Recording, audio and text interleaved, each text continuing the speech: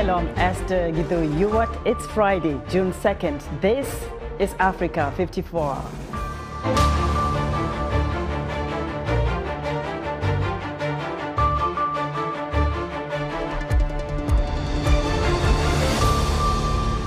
Deadly violence erupts in Senegal following the sentencing of opposition leader and presidential aspirant Ousmane Sonko to 2 years in prison on Thursday. Sudan's warring parties clashed in the capital overnight Thursday into Friday morning after the collapse of talks aimed at maintaining a ceasefire and alleviating a humanitarian crisis. And the U.S. Senate voted Thursday night 63-36 in support of a measure that will allow the United States to continue paying its bills, beating a deadline to run out of cash. All this and much more coming up on today's Africa 54.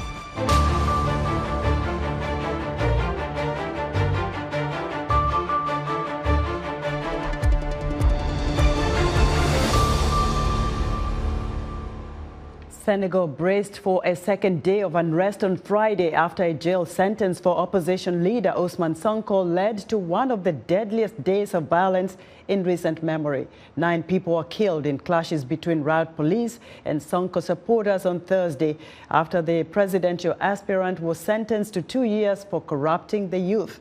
David Doyle has more. Riots broke out in Senegal's capital Dakar on Thursday after opposition leader Ousmane Sonko was sentenced to 2 years in jail. The court ruling, which Sonko says was based on politically motivated charges, undermines his chances of running for the presidency next year. Sonko had been accused of raping a woman when she was 20 and making death threats against her. The criminal court cleared him of rape, but found him guilty of the separate criminal offence described in the penal code as immoral behaviour towards individuals younger than 21. Separately, Sonko is appealing a 6-month suspended prison sentence for libel. Shortly after Thursday's verdict was announced, violence erupted at a central university campus. Protesters set a car alight and threw rocks at police, who responded with tear gas. Demonstrations are not uncommon in Senegal and typically increase around elections. But President Macky Sall's second term has been particularly turbulent for a country usually viewed as one of West Africa's strongest democracies. That's partly because Sall's critics fear he'll use a 2016 constitutional change to bypass term limits. He's not ruled out running again. Sonko has also tapped into frustrations among voters around perceptions that Sall has failed to create jobs or improve livelihoods since first coming to power over a decade ago. On Wednesday, Sall launched a national dialogue aimed at easing tensions. He told assembled politicians, religious leaders and members of civic society that the government would ensure peaceful, free and transparent elections next year. However, the event was boycotted by Sonko and other opposition figures. David Dove, Reuters filed that report. For more on the growing political tensions in Senegal, here's Khalil Gay in Dakar. Opposition leader Ousmane Sonko, who was accused of raping a young woman in 2021, has been acquitted of rape charges but sentenced by a court here to 2 years in prison for corrupting the youth. The verdict has led to violent clashes between police and supporters of Sonko in Dakar and Ziguinchor, a city of which Sonko is mayor. According to Minister of Interior Antoine Diome, the clashes left 9 people dead. Senegalese authorities issued a blanket ban on using several social media platforms. But for Idrissa Seck, former Prime Minister and candidate for the next presidential election, the Ousmane Sonko case is only a pretext for many other actors to attack our country, Senegal. Seck mentions the jihadists seeking the slightest opportunity to advance their dormant cells and foreign powers who perceive Senegal as a platform to serve their geostrategic interests. Khalil Gay reporting for us from Dakar, Senegal. Sudan's warring parties clashed in the capital overnight and into Friday morning after talks aimed at maintaining a ceasefire and alleviating a humanitarian crisis collapsed. Residents of Khartoum and adjoining Omdurman say the army had resumed airstrikes and was using more artillery as the clashes continued. VOA's Paul Ndiho has more. On Thursday, Sudan saw heavy clashes between the Sudanese armed forces and the rival rapid support forces in the capital city of Khartoum and its surrounding areas, as well as North Kordofan. The armed forces used heavy artillery to attack its rival vehicles in northern Ousmane. Heavy artillery also lashed the market in southern Khartoum a day ago, killing at least 17 civilians and injured 106 others. Northern Kordofan state in central Sudan also reported a deteriorating security situation on Thursday. The World Food Programme said one of its warehouses in the state capital, which stored enough food to feed 4.4 million people, was attacked by unidentified armed groups, resulting in the loss of many food supplies. The World Food Programme previously reported that 17,600 tons of food had been stolen from its warehouse in Sudan since the outbreak of the conflict, a quarter of its food reserves in the country. The dire situation in Sudan has resulted in a severe humanitarian crisis with rampant banditry, food shortages, blackouts, and lack of medical supplies. Residents say they are desperate for a comprehensive and permanent ceasefire to be implemented for peace to be restored. Such a ceasefire is meaningless. We do not need this kind of ceasefire. We pray that the crisis can be resolved through a permanent ceasefire. But now it's just an endless cycle between fighting and a ceasefire. The conflicting parties should reach an agreement as soon as possible. Otherwise, the fighting will never be stopped. The Sudanese armed forces and the RSF have been fighting since April 15th. They signed a week-long ceasefire agreement on May 20th, which was extended for 5 days on May 29th. However, fighting continued in Khartoum and other areas, with both sides accusing the other of violating the ceasefire. The Sudanese armed forces on Wednesday suspended their participation in ceasefire negotiations, with the RSF further impairing the ceasefire agreement. Paul Ndiho, VOA News, Washington. As Russia and China aggressively pursue ties with Africa, a recent article on China's interest on the continent from the U.S.-Africa Center for Strategic Studies reveals China's expanded engagement that could have far-reaching consequences on the continent's security governance. Around 40 African countries have some kind of agreement with Chinese public security agencies. China has also negotiated extradition treaties with 13 African countries, up from 0 in 2018. For more perspective on this report, I'm joined live via Skype from downtown Washington, D.C. by the author, Paul Nantulia, a research specialist at this Africa Center for Strategic Studies. Paul, welcome back to Africa 54. Thank you. I seem to be a frequent visitor on your show, Esther. Now, Paul, a lot of people are very curious about China's agenda on the continent, especially when it comes to security governance. Yes, this has been growing. It is definitely not a recent thing. China has been engaged in Africa's security sectors since the 1950s, 1960s. But that engagement has accelerated, particularly since the establishment of the Belt and Road Initiative. Over 53 countries have now signed on to that initiative. But that initiative also comes with certain security elements. And so China has been very, very active negotiating different types of security agreements with various African countries. So this is partly what the report is focusing on. Paul, I read with a lot of curiosity, your article mentions that China is also training Africa's lawyers and magistrates. Should the continent be concerned about that? Well, it depends. It depends on whether the byproduct of that training is leading to a situation where African magistrates and judges are no longer adhering to constitutional principles of independence, fairness, and impartiality. If the training is leading to that, then yes, there's cause for concern. If that training is being partaken but is not leading to a situation where these trainees, some of them who are very senior members of the judiciary, still maintain their independence and still maintain professionalism, then there's no cause for concern. So on this matter, again, as with all things that involve Chinese engagement, African agency, especially agency that protects African interest, is extremely important, because these are constitutional principles that Africans themselves signed on to. They were not forced to sign onto these principles by anybody. These are African principles. What other critical information were you able to gather about China's footprints in Africa, and can you name some of the countries? Well, Chinese security organs have been operational on the ground. I mean, over and above training, capacity building. I mean, over 20,000.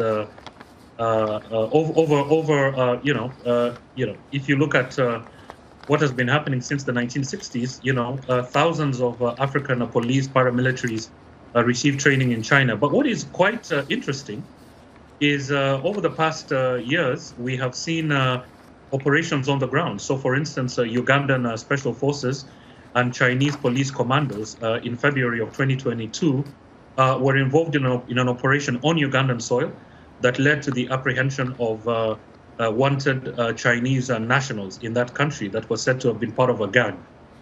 We have also seen this in Angola a few years back.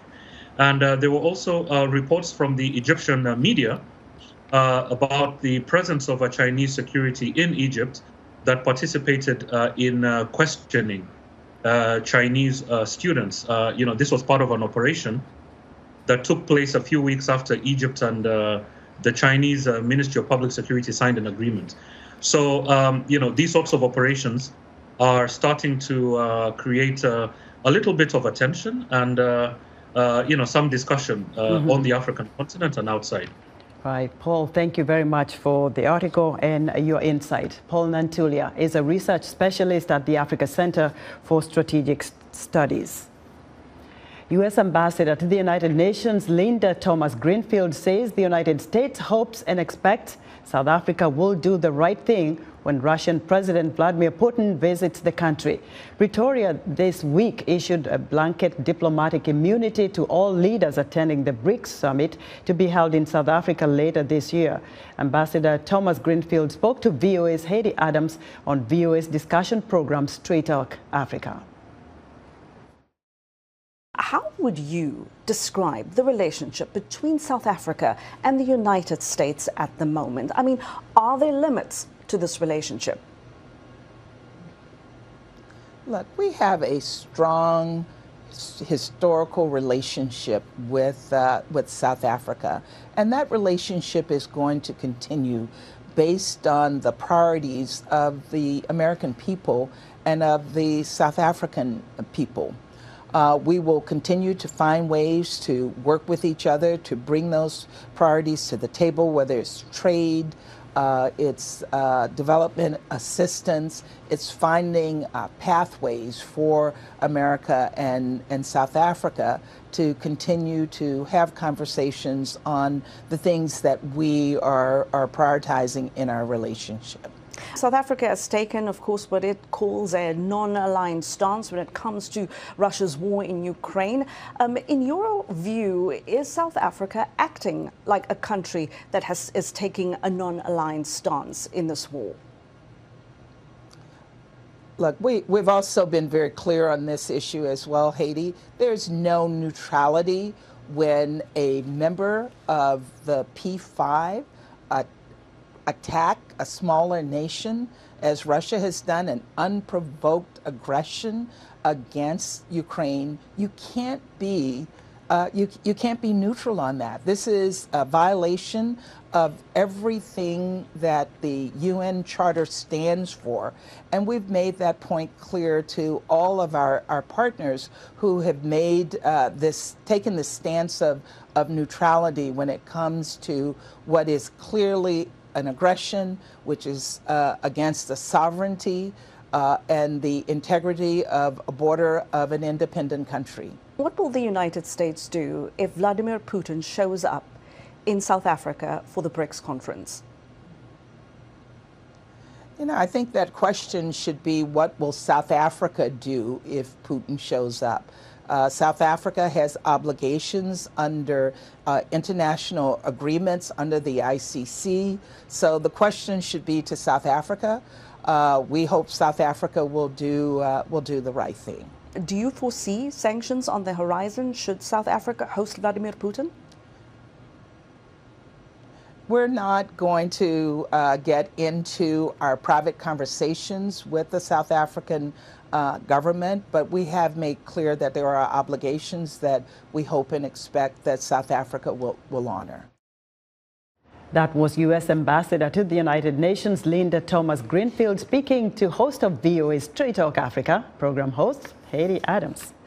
Now to Guinea-Bissau, where legislative elections will be held on Sunday, June 4th. VOA Portuguese service Alvaro Andrade is in the country's capital, Bissau, and spoke to some residents who shared their hopes and expectations. After 3 years of political instability, around 900,000 voters are expected to head to the polls in Guinea-Bissau, with hopes of finding a better path forward for the country. In the streets of the capital, Bissau, voters voiced high hopes as well as anxiety due to post-election violence in years past. Voting will start on Sunday, June 4th, with a field of candidates that includes 20 parties and 2 coalitions. More than 150 international observers have already arrived to witness voters go to the ballot box. Serifu Jamanka, a college student, says his country needs change to develop and have some political stability. People, first of all, must think and reflect, not vote the same way, because we need change. How many years is going to be suspense? Till now, we are in the same boat. We must change, and I think it's good. Another voter, Ekitania Celestino Jumam, a university professor, says she is betting on election results to bring change because, she says, people vote along ethnic and religious lines. Here in Guinea-Bissau, how people vote, they don't vote for the programs of the deputy, because the deputies, they don't offer the programs, yes. People vote because of this person belongs to my ethnic group, or he belongs to, we are in the same religion. Jumem says it's important for citizens to educate themselves about who they are voting for and how they will address their concerns. We need people, the politics that are going to show us their programs, the deputy that are come to us and talk to us. People should know their representative before voting in them. They should know them well. During the election campaign, there were reports of politicians distributing money and food, a practice considered normal in recent years. It will be so essential if our votes are based on the program that the political party will give us and the profile of those politicians. The current election campaign has taken place without incident. Former Mozambican President Joaquim Chissano, who heads the African Union Observer Mission, is confident of a peaceful process, but recalls that in the past, conflicts have arisen after elections. Everything happened after the elections. The country needs to move forward. On June 2nd, the main political parties will finish the campaign here in Bissau with big rallies. Let us know what you think about Africa 54 and all our VOA Africa programs on our website at voaafrica.com. Still to come, Sierra Leonean singer, Fantasy Wiz, and VOA host of music program African Beats, David Bandy, joined Music Time in Africa host Heather Maxwell right here in the studio. Stay with us.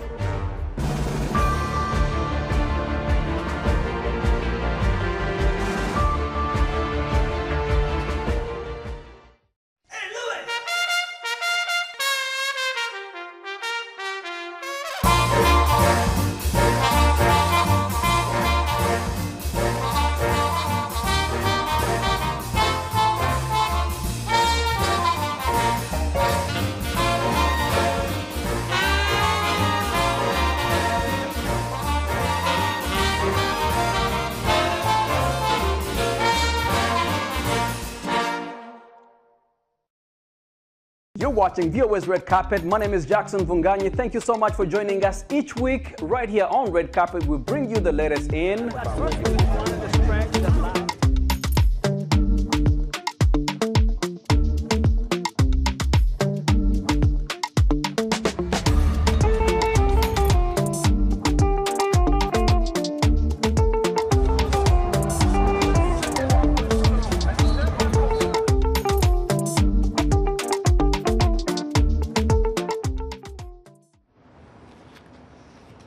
In other news, Gambia has hired a U.S. law firm to explore legal action after a government-backed investigation found that contaminated medicines from India were very likely to have caused the deaths of children in 2022. At least 70 children in Gambia, most of them under 5 years old, died from acute kidney injury between June and October.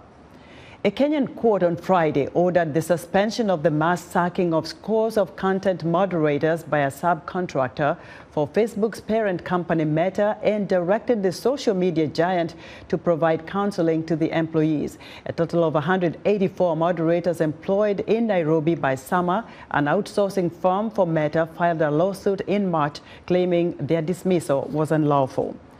And the World Health Organization says Tanzania has declared the end of the first ever outbreak of Marburg, a deadly Ebola-like virus with a fatality rate of up to 88%. 9 cases, including 6 deaths, were recorded in the outbreak, which was declared in March in the northwest Kagera region.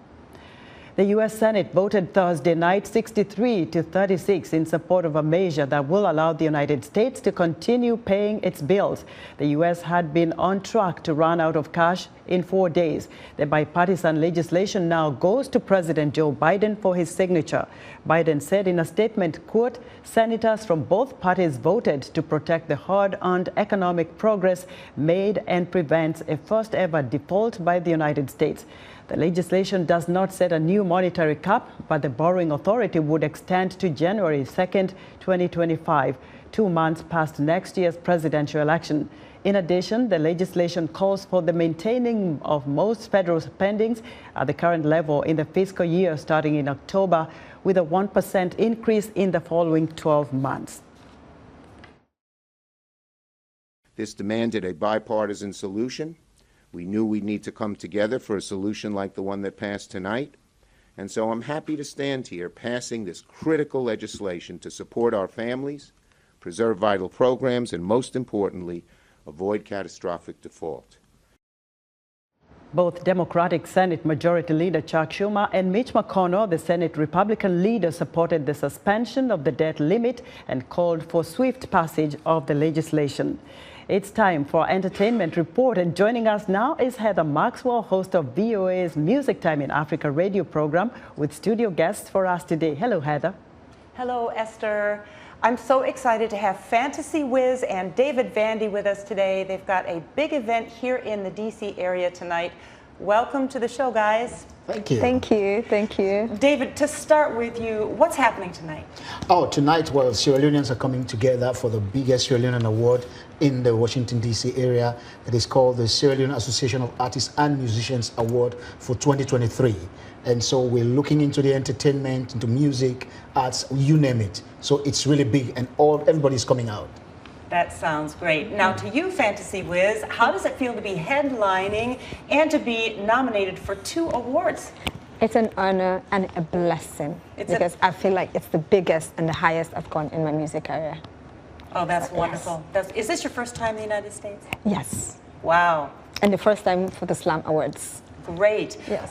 Now, let's talk about you a minute. You are a survivor of gender-based violence and also mental health crises. Yes. So, I mean, what happened and how did music help you heal? Well, I am a survivor of multiple rape, and then I was suicidal for quite some time. But with music and poetry, I found my happy place. It's a place where I feel like nothing can touch me. I'm invisible when it comes to music and poetry, so that's what helps me. Wow, and how many albums have you released to date? And I released my first debut album actually in 2020, and I released my EP last year. So I have one album of 20 tracks and then an EP of 7 tracks. That sounds great. Can you give us a little sample of your singing? Yeah.